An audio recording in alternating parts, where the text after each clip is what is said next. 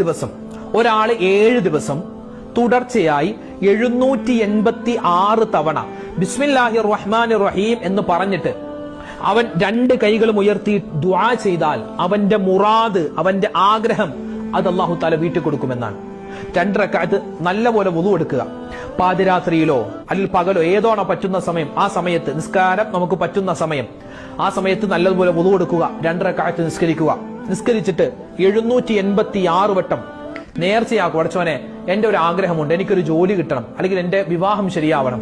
അതിന് റബ്ബേ, ഞാനിതാ 786 തവണ ബിസ്മില്ലാഹിർ റഹ്മാൻ റഹീം എന്നുള്ള പുണ്യമായ വചനം 7 ദിവസം ഞാൻ ഇതാ നേർച്ചയാക്കി ചൊല്ലാൻ കരുതിയിരിക്കുന്നു എന്ന് മനസ്സിൽ കരുതിയിട്ട് 7 ദിവസം തുടർച്ചയായി 786 തവണ ബിസ്മില്ലാഹിർ റഹ്മാൻ റഹീം എന്നുള്ള ആ ഒരു പുണ്യമായ വചനം നമ്മൾ പറയുക. പറഞ്ഞിട്ട് നല്ലവണ്ണം ദുആ ചെയ്യാം. ഇൻഷാ അല്ലാഹ് ആ ബിസ്മിയുടെ ബറക്കത്ത് കൊണ്ട് നമ്മൾ ആഗ്രഹിച്ച ആ ഒരു കാര്യം അല്ലാഹു തആല നിർവഹിച്ചു.